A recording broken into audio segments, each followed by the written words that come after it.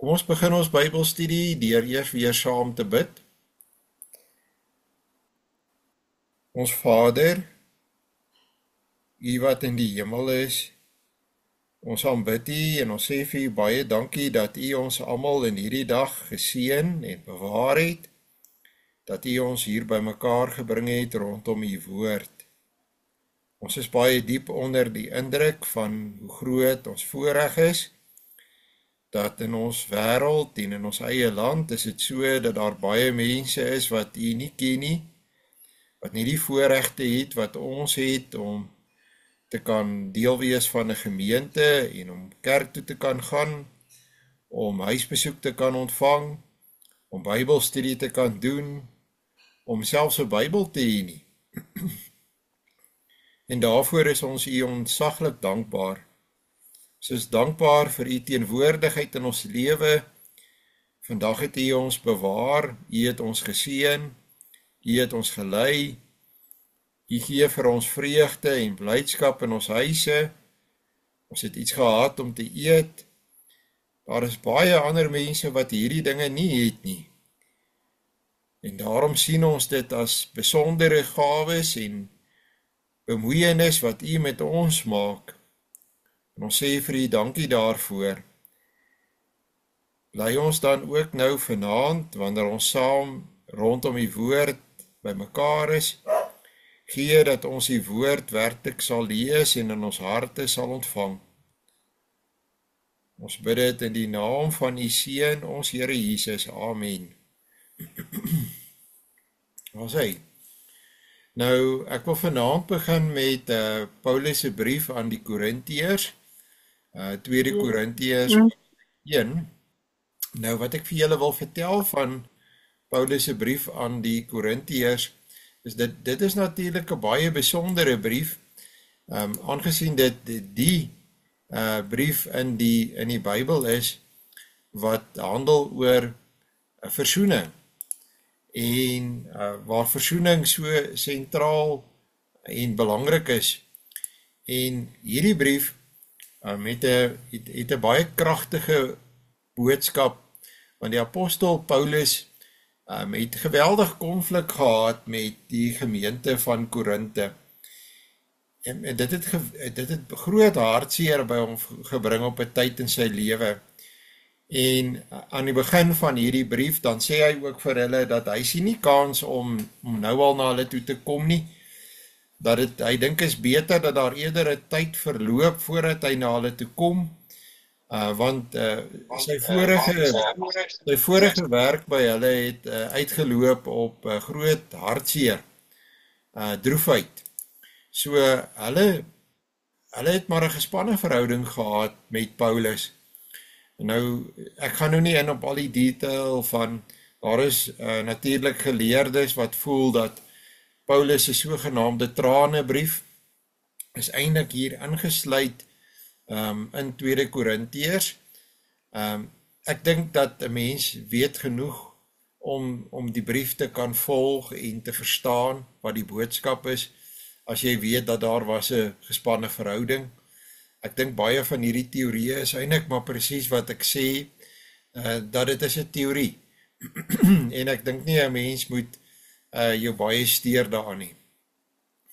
Nou, kom ons probeer hierdie eerste deel van Paulus se brief aan die Korintiërs saam te lees. So dit is 2 Korintiërs, hoofstuk 1. Ons lees die 53 Afrikaanse vertaling. Paulus, 'n apostel van Jesus Christus, deur die wil van God, en Timoteus, die broer aan die gemeente van God wat in Korinthe is, saam met al die heiliges wat in die hele Agaïe is. Genade vir julle en vrede van God, onze Vader, en die Here Jesus Christus. Geseënd is die God en Vader van ons Here Jesus Christus, die Vader van ontferminge en die God van alle vertroosting, wat ons troos in al ons verdrukking, sodat ons, die wat in allerhande verdrukking is, kan troos deur die vertroosting waarmee ons self deur God getroos word. Want soos die lyde van Christus oorvloedig is in ons, so is ons troos ook oorvloedig in Christus. Oorvloedig deur Christus, ekskuus. Maar of ons verdruk word, dit is julle tot troos en redding, en dit laat sy werking blyk, deurdat julle dieselfde lyding verduur, wat ons ook ondergaan. En of ons getroos word, dit is julle tot troos en redding. En ons hoop vir julle is vas, omdat ons weet dat net soos julle deelgenote is aan die lyding, so ook aan die troos. Want ons wil nie hê, broers, dat julle onbekend moet wees met ons verdrukking, wat oor ons in Asië gekom het nie, dat ons dit bo ons kragte uitermate swaar gehad het, sodat ons selfs aan ons lewe gewanhoop het. Ja, ons het self by onsself die doodsvonnis oor ons gehad, sodat ons nie op onsself sou vertrou nie, maar op God wat die dode opwek, wat ons verlos het uit so 'n groot doodsgevaar en nog verlos, op wie ons hoop dat hy ons nog sal verlos, terwyl julle ook vir ons saamwerk deur die gebed, sodat daar vir die genadegawe aan ons deur baie persone op baie maniere vir ons gedank mag word. Tot sover, ek dink nie eers ek gaan so ver kom vanaand nie. Die apostel Paulus dui homself hier aan as die skrywer van hierdie brief. Paulus, 'n apostel van Jesus Christus, deur die wil van God, en Timoteus, die broeder, aan die gemeente van God wat in Korinthe is, saam met al die heiliges wat in die hele Agaïe is. Nou, hy betrek ook ander mense by die brief. Hy noem byvoorbeeld Timoteus spesifiek, en dan die gemeente van God, wat in Korinthe is vir wie die brief is, en hy bedoel het ook vir die gelowiges in die groter streek van Agaïe. Die aard van die brief is dat dit is eintlik baie persoonlik. Dit is dus te betwyfel of Timoteus 'n geweldige groot inset gelewer het met die skryf van hierdie brief. Oor die algemeen word aanvaar dat dit is eintlik maar Paulus wat hier skryf. Dit mag wees dat hy van Timoteus as sy skriba gebruik gemaak het om vir hom dit neer te skryf en dat hy die gedagtes geformuleer het. So Paulus begin deur homself voor te stel of bekend te stel as die apostel van Jesus Christus deur die wil van God. Dit is baie belangrik dat hy dit veral hier sê vir die Korintiërs, want hierdie gemeente het nie baie gedink, of nie almal in die gemeente van Korinthe het baie gedink van Paulus en van sy apostelskap nie. Julle sal onthou dat in die eerste brief is daar van hulle wat 'n probleem daarmee gehad het. Dit is eintlik hartseer om te sien dat gelowiges op hierdie wyse met mekaar werk. Dit bevestig altyd vir my die egtheid van die Bybel, dat 'n mens sien hierdie dinge vandag nog. Ongelukkig is die kerk nie 'n plek van mense wat altyd in liefde teenoor mekaar optree nie. Daar is geweldige groot hartseer wat ons mekaar aandoen. En dit laat my altyd dink aan die hartseer wat ons God aandoen, omdat ons nie mekaar se bona fides kan aanvaar nie, en in sekere gevalle is dit selfs so dat gelowiges, dat Christene mekaar nie verdra nie, of nie van mekaar hou nie. En dit is in alle gemeentes so. En ek dink net ons moet besef dat dit is 'n hartseer situasie. Dit moet nie so wees nie, en 'n mens moet eintlik onmiddellik na jouself kyk, en jou eie hart gaan ondersoek, want as jy 'n probleem het met iemand in jou gemeente, dan is daar 'n pad wat jy behoort te loop. Jy moet versoening soek En daar is nie eers altyd openlike vyandigheid, soos wat dit hier die geval was tussen Paulus en die gemeente van Korinthe nie, omdat Paulus hulle vermaan het oor die dinge wat by hulle verkeerd was nie. Partykeer is dit maar net 'n gevoel van, ons sit nie om dieselfde vuur nie, ons hou nie noodwendig van mekaar nie. Maar ek dink dat ons moet ook besef dat ons in die Here Jesus Christus die verantwoordelikheid het om mekaar wel vas te hou, om mekaar se hande te vat. En ek dink ons as gelowiges moet baie versigtig wees wat ons van mekaar sê, ook voor die ore van die wêreld. En dit is hartseer, maar dit is wel die waarheid, dat Paulus moes sy apostoliese gesag voor hierdie gemeente dan ook verdedig, en hy lê ook dan die klem daarop heel aan die begin van hierdie brief, en hy voeg daarby deur die wil van God. En ek het so rukkie gelede in een van my preke dit ook baie duidelik gestel, dit was met die preek van Hemelvaart, om die waarheid te sê, dat as jy 'n bedienaar van die woord is, doen jy dit deur die wil van God. God roep 'n mens om die woord te bedien, om ander mense te leer. Dis 'n geweldige groot verantwoordelikheid en dis 'n voorreg om dit te kan doen. En Paulus sê hier vir hulle, dit wat ek doen, die bediening wat ek uitleef, doen ek nie maar uit myself nie, dit is God wat my geroep het.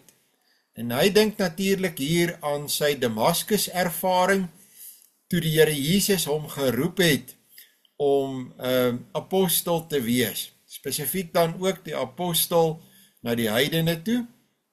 Nou, dit is ook duidelik dat uit hierdie eerste verse, dat hierdie eerste apostels wat dan ook briewe geskryf het besef dat die briewe wat hulle skryf is van waarde, nie net vir die gemeente aan wie die brief gerig is nie, maar dat dit het breër waarde, dit het groter waarde, en daarom, alhoewel Paulus die brief skryf vir die gemeente van Korinthe, rig hy dit ook aan die heiliges in die hele Agaïe.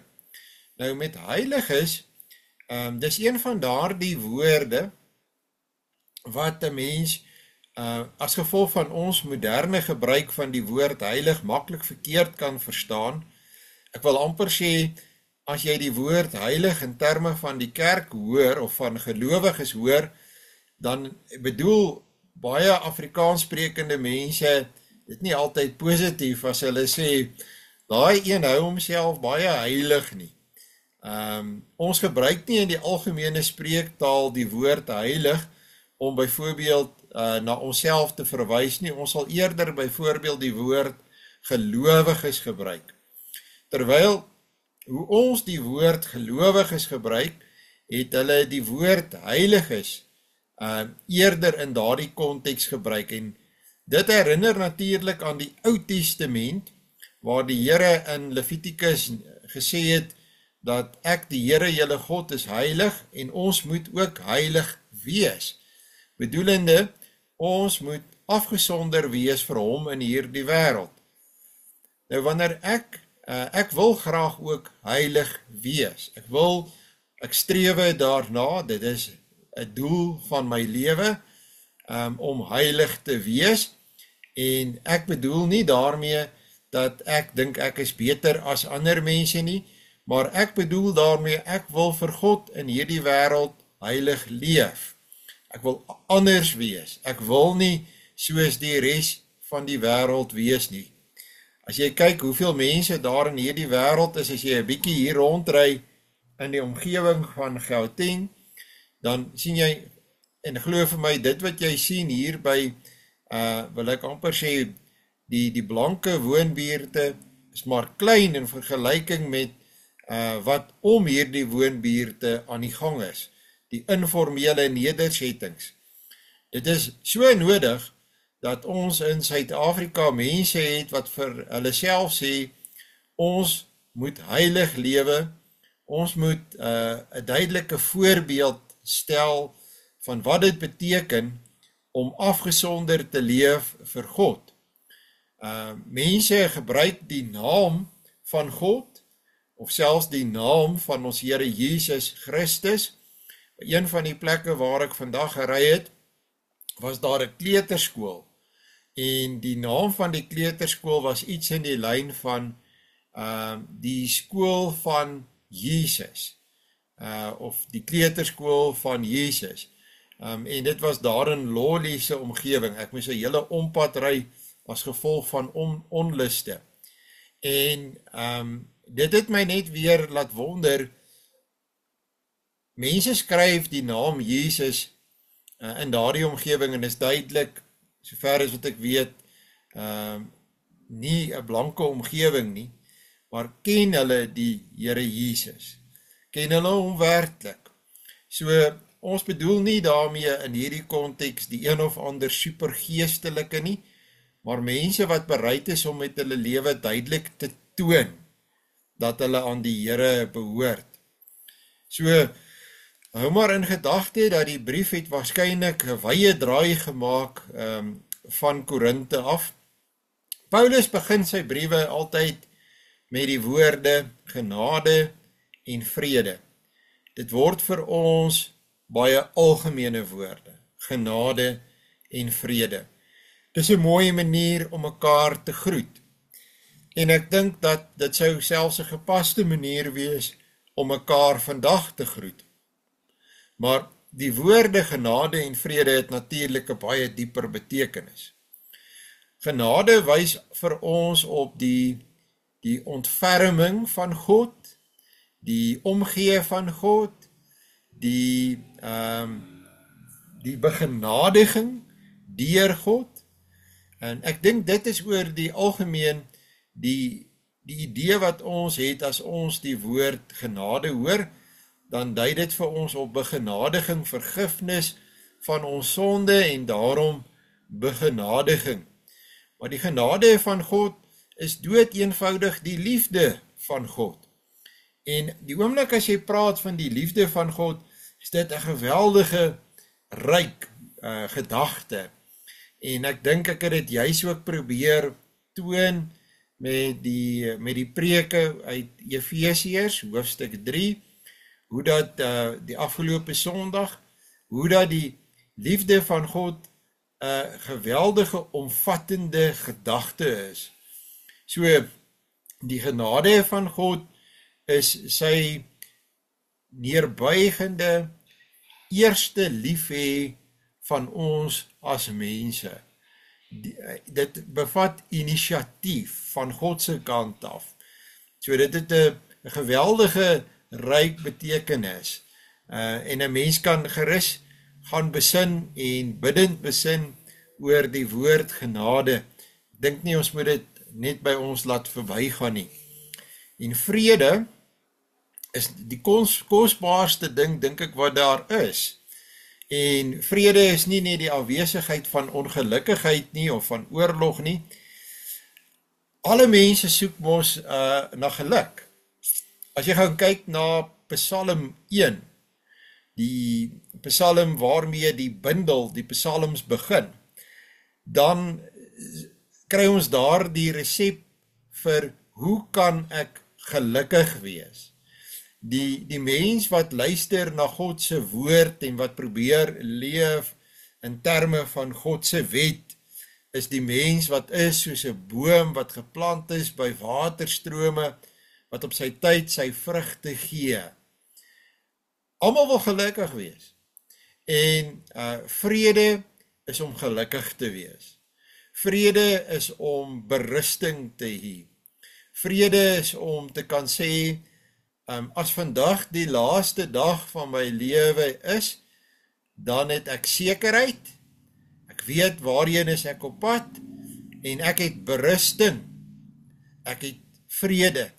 Ek weet dat my verhouding met God en met die mense wat ek hier agterlaat op die aarde is in orde, dis reg.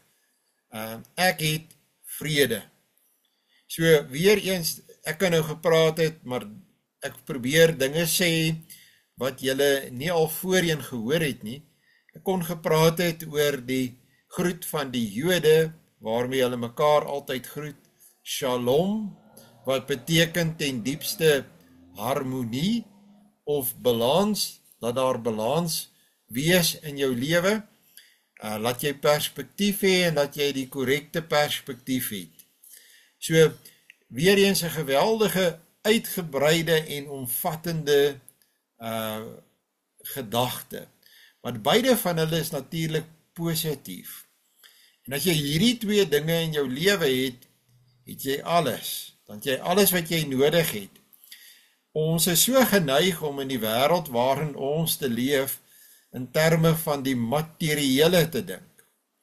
Dat jy moet 'n sekere klomp materiële dinge dalk in jou lewe hê, of jy moet sekere status hê, of jy moet sekere geleerdheid hê, of sekere erkenning geniet. Terwyl die eenvoudigste mens, die ongeleerdste mens, selfs 'n mens wat in geweldige siekte en pyn is, kan iemand wees wat genade en vrede het. En dit is die kosbaarste wat daar is, en soms, en ek het dit so ervaar in my lewe as 'n bedienaar van die woord, het ek die wonderlikste ontdekkings gemaak wanneer ek mense besoek het, en omdat ek voor die tyd mense se omstandighede geken het, het ek verwag om hartseer daar te kom, of dalk te hoor dat iemand sal kla, en dan kom jy daar en jy vind daar is dankbaarheid, daar is 'n rustigheid, daar is werklik 'n aanvaarding, daar is sekerheid, en dit werk geweldig versterkend na 'n mens toe, as jy by so 'n mens kom. Daar is selfs 'n positiwiteit, en 'n bereidheid om te sê, wat kan ek vir jou doen, wat kan ek tot jou lewe byvoeg wat waarde het. So, die kosbare dinge in die lewe is nie die dinge wat van hierdie aarde is nie, maar wat van God afkom, en hierdie twee goed kom van God af. Genade en vrede, en is dit ook werklik my bede vir julle vanaand, en vir almal in my gemeente, almal wat na my luister, almal by wie ek betrokke is, mag die Here werklik genade en vrede vir julle beskik in julle lewe, en dat julle die rykdom en die diepte en die betekenis van hierdie twee begrippe ontdek. Ek dink 'n mens kan jou lewe besig wees met 'n oordenking, 'n biddende oordenking van hierdie twee begrippe. En ek dink, op die ou ende sou jy seker kon sê, dat onderliggend aan hierdie twee begrippe is maar weer eens die liefde van God, en nou bedoel ek dit nie, soos wat mense so maklik die term deesdae gebruik nie, maar ek bedoel dit soos wat Paulus dit bedoel, en dit beskryf in Efesiërs hoofstuk 3. U kan hoor dat daardie preek het ook 'n geweldige groot indruk op myself gemaak, oor die lengte en die breedte, die hoogte en die diepte van God se liefde, en hoe dat die hele Bybel is eintlik die uitwerk daarvan, en jy sien dit op soveel plekke in die Bybel. Nou hy sê, dit kom van God, ons Vader, en uit die aard van die saak, ook van die Seun en die Heilige Gees. Nou, dit is 'n gebrek in die wêreld waarin ons leef, dat mense nie die drie-eenheid duidelik onderskei nie, dat hulle nie die drie-eenheid nie net onderskei nie, maar oor die drie-eenheid praat nie, en die drie-eenheid as het ware deel maak van hulle daaglikse lewe nie, en in hoe hulle praat, dat jy nie kan hoor, dat mense het 'n goeie begrip van wie God is nie. Ek dink dat dit is veral ons kinders, wat baie nodig het om by hulle ouers te hoor van die drie-eenheid, prakties in die alledaagse lewe, dat daar is 'n Vader en 'n Seun en 'n Heilige Gees. Nou, vir my, ek het net weer onder die indruk gekom van, as ek hoor van die genade en die vrede van God, my Vader, dan 'n geweldige troosryke gedagte vir my is die idee dat nie dit dat ek behoort nie, dat ek sy kind is nie, maar veral dat ek weet waarheen is ek op pad. Ek beleef dat met mense, kinders, selfs wanneer hulle ouer en groter word, wat vir hulle baie belangrik is om te weet, die huis is nog daar. Ons het nog 'n huis. Ons het nog 'n plek waarheen ons kan gaan. As alles skeefloop, as dinge nie verloop soos wat ons verwag nie, dan kan ons nog altyd huis toe gaan. Die huis is daar by pa en by ma. En uiteindelik moet ons as gelowiges besef, jy sit met soveel mense in Suid-Afrika wat bly ondersinke, dat dit maak nie saak wie ons is en hoe ons huise lyk nie. As jy 'n ware kind van God is, as jy 'n gelowige is, het jy altyd 'n vaderhuis. Jy het altyd 'n plek waarheen jy op pad is. En jy is altyd op pad huis toe. 'n Mens reis miskien rond, maar jy gaan huis toe.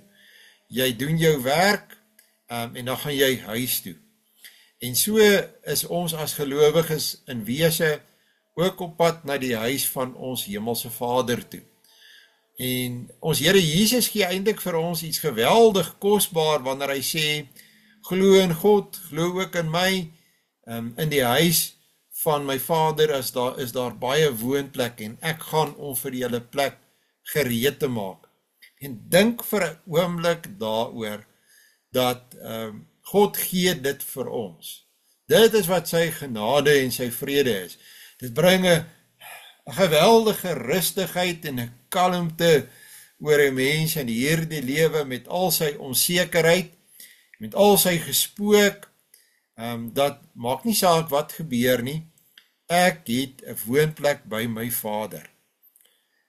Dan verse 3 tot 4 is die dankseggingsgedeelte van die brief.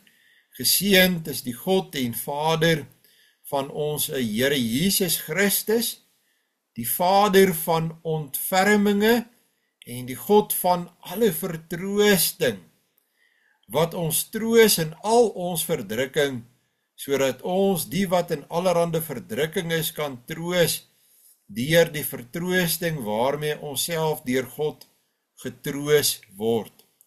Vader van barmhartighede en God van alle vertroosting. Dit is vir my die mooiste aanduiding van God ons Vader. Vader van barmhartigheid. Ek sê altyd, ek probeer altyd die kinders sukkel mos maar met hierdie abstrakte woorde. Barmhartigheid is nie 'n woord wat hulle meer baie gebruik of ken nie. Ek sê altyd, dit is die warmhartigheid van God, dis die ontferming van God, dis die diepste omgee van God, en ons Vader word hier beskryf as die Vader van barmhartighede. Is dit nie wat 'n pa is nie? 'n pa is iemand wat omgee. 'n pa is iemand wat soveel omgee dat hy sal enigiets vir jou doen. Hy sal sy laaste vir jou gee, hy sal sy beste vir jou gee, hy sal alles vir jou doen, hy sal vir jou dit gee wat hy eintlik vir homself moes gehou het. En is dit nie wat ons hemelse Vader vir ons doen nie? Hy is die Vader van barmhartighede, hy is die Vader wat vir ons dit gee, wat ons werklik nie verdien het nie. Ons het nie verdien om soveel genade te ontvang, soos wat hy vir ons gegee het nie. Hy kom en hy gee vir ons sy eie seun. So, dis die Vader van barmhartighede en die God van alle vertroosting. Nou, oor die algemeen, as ons die woord troos gebruik, dan dink ons as Afrikaners in terme van jy is hartseer oor, gewoonlik dan dood, sal ons dink. Maar ons weet ook uit die Heidelbergse Katekismes dat die woord troos het 'n veel ryker betekenis en mense gebruik net in Afrikaans nie meer vandag tot sy volle potensiaal nie. So God is nie net die Vader van barmhartighede nie, maar hy is ook die God van alle vertroosting. Nou hoekom is ek hartseer? Wel, ten diepste is ek hartseer want ek kry swaar, nee. Die wêreld is 'n plek van sonde en verdrukking en seer kry. En die woord alle troos in hierdie gedeelte kom van die woord paraklesis. En die idee agter hierdie vertroosting in die Nuwe Testament is baie meer as net 'n simpatie. Ons Hemelse Vader het nie net met ons simpatie nie. Jy weet, dit is nie net daardie manier wat ons met mekaar kan simpatiseer deur mekaar 'n bietjie aan die skouer te vat en te sê, man, ek is baie jammer oor jou verlies, ek is jammer oor dit wat met jou gebeur het. Jy weet, dit is omtrent wat ons as mense vir mekaar kan doen. Mens kan miskien vir iemand ook blomme gee, of jy kan vir hulle kos aandra vir 'n ruk, maar ons kan nie veel meer doen as dit nie. Ons kan nie die seer vat en wegvat en uithaal nie. Ons kan ondersteun en ons kan dit 'n bietjie makliker maak, maar ons het nie die vermoë om die seer uit te haal nie en 'n nuwe krag te gee nie. Die idee is eintlik met hierdie woord paraklesis is om uiteindelik te versterk. En die Latynse woord wat die teendeel van paraklesis is fortis. En fortis beteken troos. Dis om iemand te help om weer dapper te wees, om nuwe krag te kry, om weer die pad te kan begin loop. En ons kan dit nie doen nie, maar ons Hemelse Vader doen dit deur die werking van die Heilige Gees. So God kom nie en hy het net simpatie met ons nie, met ons situasie in hierdie wêreld nie.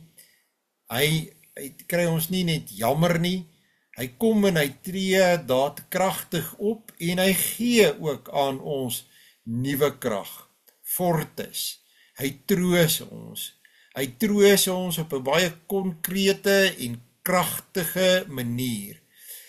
En dit is wat jy nodig het. En net God kan dit vir jou gee. So, dit is so jammer, as jy God nie ken nie, dan is daar altyd hierdie gebrek aan fortis, aan krag in jou lewe.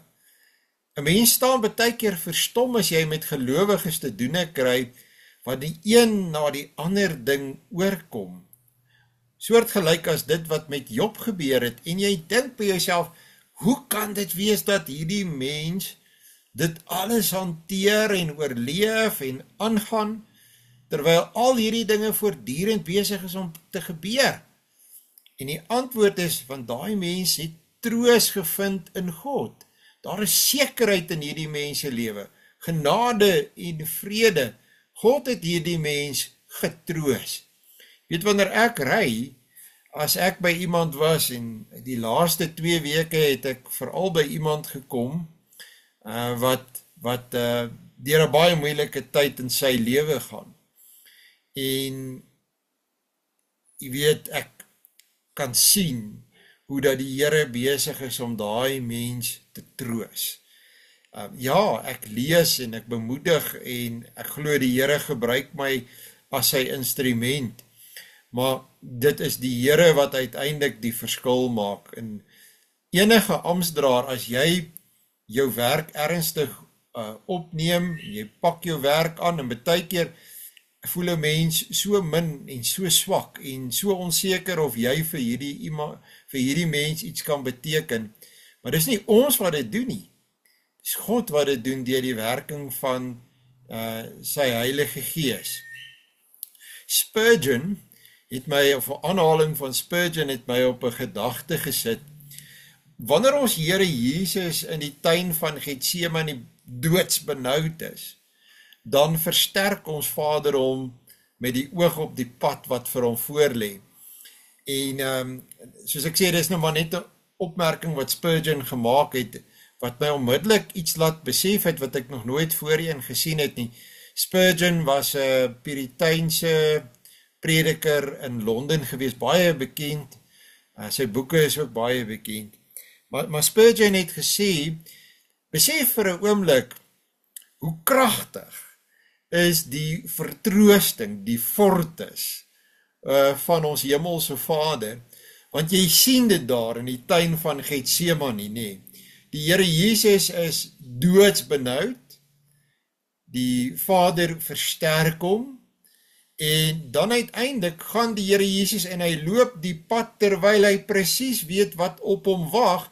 Hy weet, een ding is seker, hierdie pad, hierdie wreedheid wat vir hom voorlê, hierdie geeseling, die mishandeling, die spot, dit gaan uiteindelik uitloop in die hel en die dood, dis vas, die pad is daar, hy weet hy moet hierdie beker drink, maar hy is sterk wanneer hy daar uit Getsemane uitstap, hy is bemoedig, hy is vertroos. Waar kom dit vandaan? Dit kom ook van ons hemelse Vader af, en dit wat ons hemelse Vader vir ons Here Jesus gedoen het, dit doen hy vir ons. So miskien voel jy vanaand, my krag is min, ek het nie krag in my nie, ek kan nie hierdie dinge doen nie, ek kan nie hierdie dinge hanteer nie, ek sien nie kans vir hierdie moeilikheid nie, hier lê 'n verskriklike moeilike pad vir my voor, dit voel vir my soos 'n berg wat hier voor my lê, hoe gaan ek hier deurkom? Dink 'n bietjie aan dit wat ons hemelse Vader, die Vader van alle barmhartigheid en vertroostinge gedoen het vir sy eie seun, daar in die tuin van Getsemane, waar hy vir hom sê, nee, hierdie beker moet jy drink, maar uiteindelik het hy hom ook vertroos, vir hom krag gegee, om hierdie pad te kan loop. Natuurlik, hy het ook die krag in homself gehad, want hy was self ook ware God. Maar dit beteken vir my, ek dink dit is die unieke van Spurgeon sy woorde, dit beteken, hy is ook vir my die Vader van barmhartighede en vertroostinge. Dat 'n mens by die punt kom, sonder dat jy nou uitdagend en hoogmoedig wil wees, ek het juis die preek met hemelvaart ook so afgesluit, moenie hoogmoedig wees nie, nee. Maar 'n mens voel ook, maar die uitdaging wat dalk nou voor my is, daardie berg waarvan ons net nou gepraat het, is nou nie meer vir my so 'n groot berg nie. Ek voel, ek het nou nuwe krag, want die Here wat sy seun in Getsemane versterk het, moes uiteindelik sy seun ook daarna los, sodat hy by my kon bly. Hy moes uiteindelik sy seun alleen teen Golgotha laat opstap het en aan die kruis laat gaan het. Hy moes sy seun verlaat, sodat ek en jy hom kan ken as 'n Vader van barmhartighede en van vertroostinge. Hoe wonderlik. Hoe wonderlik as ek dink aan dit wat vir my voorlê, dit wat ek moet doen, ek kry sommer nuwe moed en nuwe krag. En ek sien eintlik uit na uitdagings, want ek kan die eer aan hom gee, wat vir my die krag gee, die fortes wat ek nodig het, wat my sal troos. So troos is nie hierdie vat aan die skouer, 'n tipe van 'n simpatie nie, dit is nie 'n gevoel nie, dis kragtig, dis daadkragtig, dit is betekenisvol. God van alle vertroosting. Paulus beskou die Vader as 'n trooster, as 'n parakleet. Nou ons weet, dit is die woord wat ook gebruik word vir al van die Heilige Gees, maar wat waar is van die Heilige Gees is sekerlik ook waar van die Vader, nee, en van die Seun. Kan ons sê dat, en ek het dit nou nie hier geskryf nie, kan ons ooit beweer dat die Here Jesus het nie mense vertroos toe hy op aarde was nie? Wie was dit wat by die siekes stil gestaan het en vir hulle 'n woord gehad het en genesing vir hulle gebring het? Wie was dit wat die elendiges raak gesien het, die wat uitgestoot is, die wat vertrap is, die wat verag is, die wat gespot is. Was dit nie ons Here Jesus wat dit gedoen het nie? Het hy nie troos gebring, het hy nie hoop gebring in die lewe van mense nie? Wat is die verskil tussen troos en hoop? En 'n mens kan dalk daaroor gaan dink en ook bidend daaroor gaan besin. Maar dit is die werk van God. En wanneer ek en jy uiteindelik besef dat ons kan ook troos bring, maar dan moet ons die ware troos bring. Het moet nie net vat aan die skouer wees en ek is jammer vir jou verlies nie. Die ware troos wat jy bring, 'n troosboodskap byvoorbeeld met 'n begrafnis, moet die Here wees.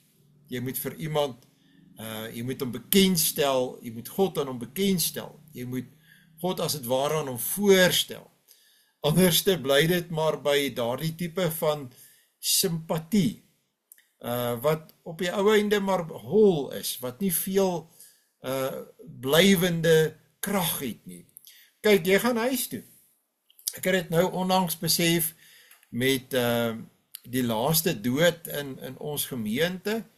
Al sit jy hoe lank daar?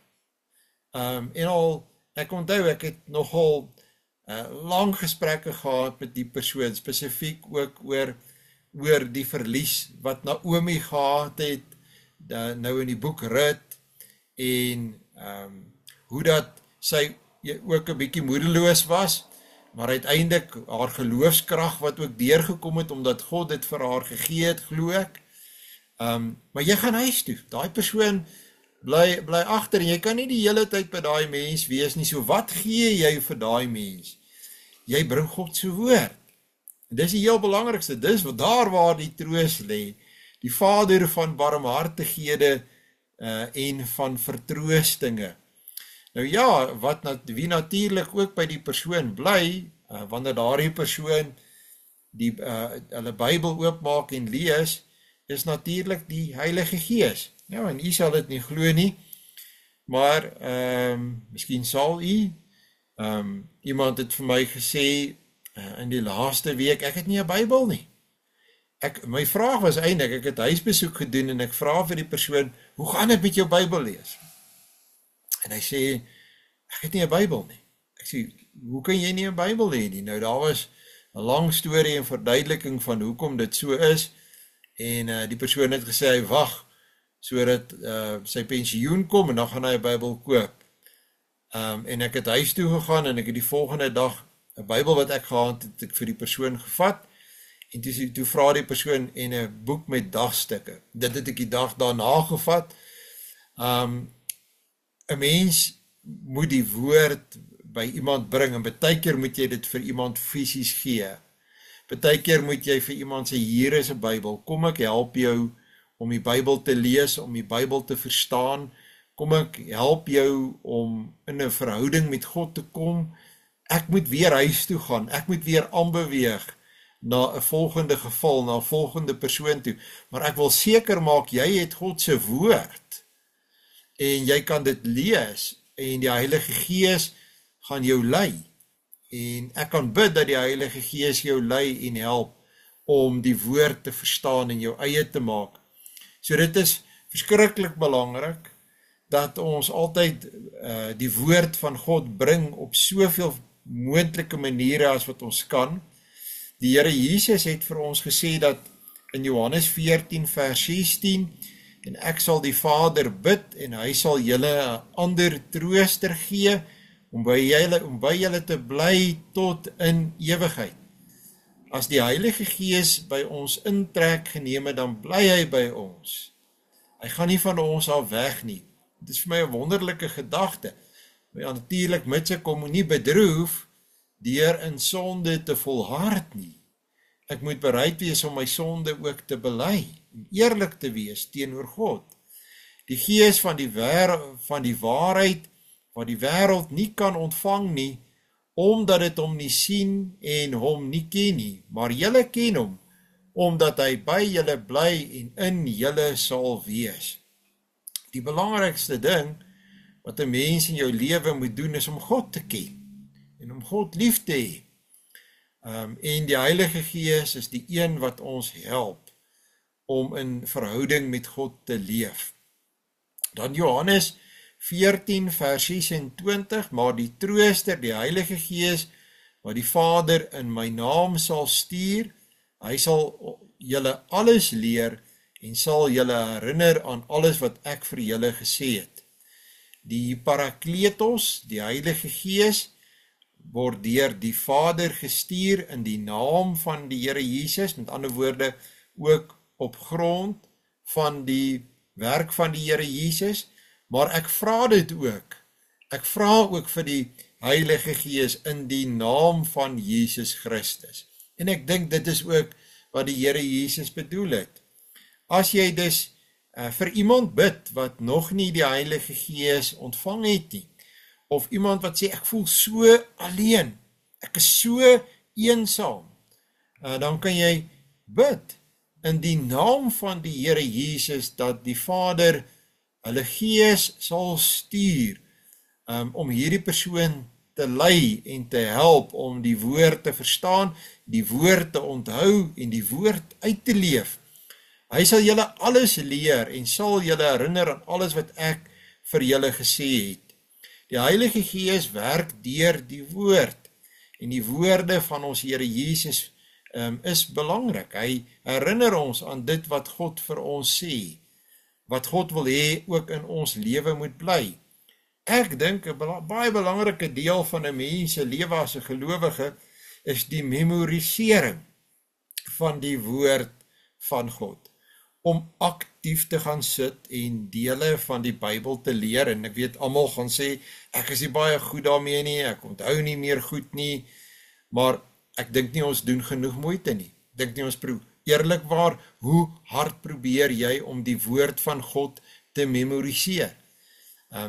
Hoeveel tyd spandeer jy aan jou verhouding met God? Ek kan eerlikwaar sê dat ek vroeg in die oggend opstaan, en gewoonlik nie veel later as 5 uur nie, en die eerste ding wat ek doen is om tyd saam met God deur te bring, en deel van daardie tyd wat ek saam met hom deurbring, is om 'n preek voluit te luister, en die preke wat ek nou luister is omtrent 40 minute lank,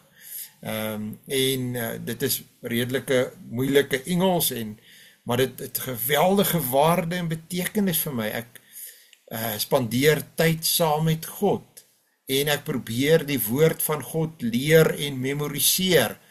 Dis die belangrikste goed wat ek in die dag moet doen. Ek moet voorberei vir Bybelstudies, ek moet mense besoek, ek moet mense gaan sien, ek moet besluite neem, baie ander goed wat ek moet doen. Maar die belangrikste goed wat ek moet doen, is daai verhouding met God. Daarom staan ek vroeg op.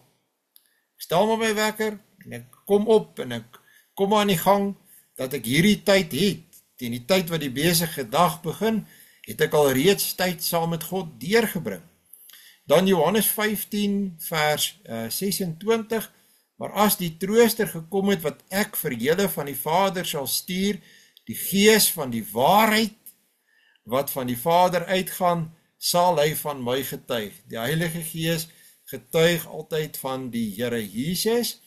En dan Johannes 16 vers 7, maar ek sê julle die waarheid, dit is vir julle voordelig dat ek weggaan, want as ek nie weggaan nie, sal die Trooster nie na julle toe kom nie, maar as ek weggaan, sal ek hom na julle stuur. En is dit nie waar nie? Het ons hom nie juis ook ontvang nie? En God, die Seun, het vir ons hierdie Parakleet gestuur. God is in elke aspek van sy lewe, is vol vertroosting, krag en hulp vir ons. En as jy net hierdie, en ek dink mense, ek wou dit net nou ook al gesê het, mense lees nie noodwendig of dink nie noodwendig dat 2 Korintiërs so belangrik is nie. Elke deel van die woord van God is belangrik, en 2 Korintiërs is beslis nie minder belangrik as 1 Korintiërs nie, maar hierdie boek maak die wonderlikste betekenisvolle begin, is dit nie, om vir ons iets van die diepste wese en aard van God te wys, wat soveel omgee in hom het vir ons. Is dit nie een van die beste beginne wat jy al ooit gesien het in enige boek nie? Hierdie is 'n oorweldigende gedagte, dit beteken alles vir ons. Ons het nie die krag nie, maar niemand het meer krag as hy nie. Ek meen, niemand is groter as God nie. En om te dink ons is in God se gedagtes en in sy hart, en ons is, en hy is in ons. Wat 'n wonderlike besef. En dan het 'n mens net dood eenvoudig baie nuwe energie en krag om die dag in te gaan en 'n begin te maak. Die mens wat worstel met depressie of wat ly weens, ek wil sê, 'n kroniese siekte,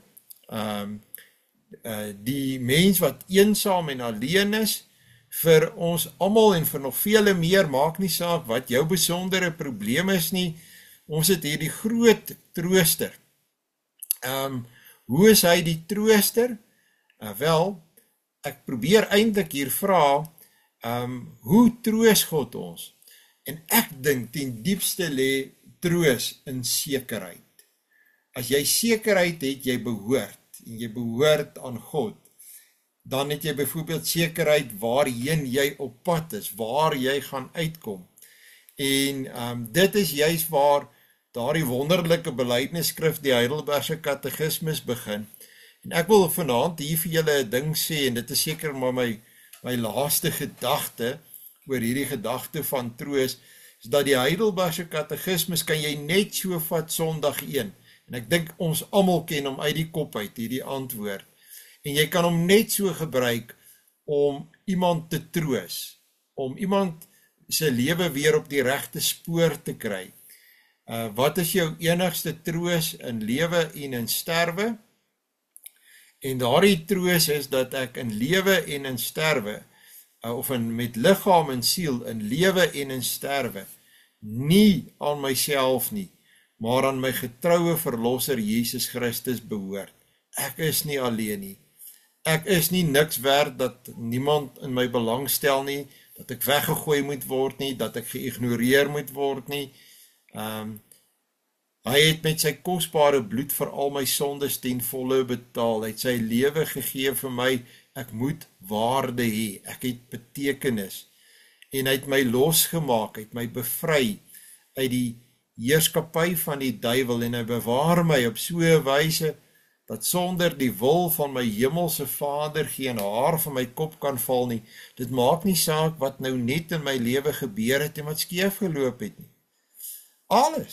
Alles moet inderdaad vir my ten goeie uitwerk. Niks kan my meer onderkry nie. En daarom verseker hy my ook deur sy Heilige Gees van die ewige lewe, en maak hy my van harte gewillig en bereid om voortaan vir hom te lewe. God, en dis my heel laaste gedagte, ek sal nie verder gaan nie, God het ons vertroos sodat ons ander kan troos. As 'n mens ly, en ek kan self daarvan getuig in my eie lewe, wanneer 'n predikant ook beproewings ondergaan, en wanneer jy ly, is dit sodat jy daar kan wees tot voordeel van jou gemeente. Sodat jy met jou gemeente kan meeleef, sodat jy vir hulle kan sê, ek verstaan regtig, ek ken hierdie swaar kry, ek is self daardeur, en dis nogal 'n belangrike punt, dat wanneer 'n mens met 'n gesprek met iemand begin, is dit dikwels baie vrugbaar om te sê, ek was ook daar, ek het ook hierdie dinge in my lewe gehad, jy's nie alleen daarin nie, ek het daardeur gekom met die Here se genade, ek kan daarvan getuig, ek kan jou daarop wys, en ek wil vir jou sê, ek begryp, ek het begrip, ek kan nie jou nou dadelik laat beter voel nie, maar ek kan ook sien dat God het die swaar kry in my eie lewe ten goeie gebruik, sodat ek met jou meer as net empatie kan hê, dat ek werklik bereid is om hier by jou te bly en jou te ondersteun. Goed, tot sover, ek dink, Tweede Korintiërs het net dood eenvoudig vir my 'n fantastiese begin. En dit het ek al gesê. Kom ons hoor van enige een van julle of as daar enige vrae of opmerkings is.